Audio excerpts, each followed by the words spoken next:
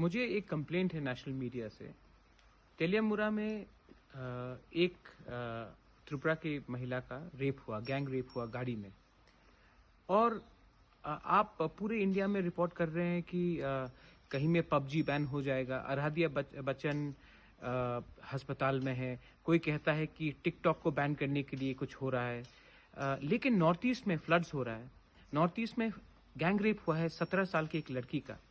और हम लोग यहाँ में इतने नाराज हैं, गुस्से हैं, हमको लगता है कि हम भी हिंदुस्तान का एक अंग है। लेकिन नेशनल मीडिया ने तो बॉदर ही नहीं किया हमारे ऊपर कुछ कवर करने के लिए।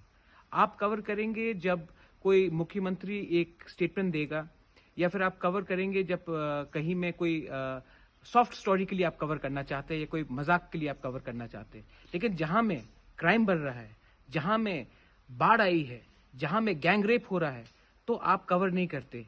क्या हिंदुस्तान सिर्फ नई दिल्ली है? क्या हिंदुस्तान सिर्फ बैंगलोर है या मुंबई है?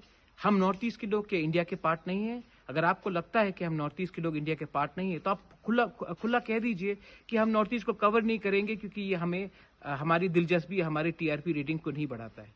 लेकिन आप हमें पेट्रियोटिज्म का एक भाषण मत सुनाइए जब इतने खराब समय में आप हमारी स्थिति है, जहां में गैंग रेप हो रहा है, जहां में 17 साल की औरत का गैंग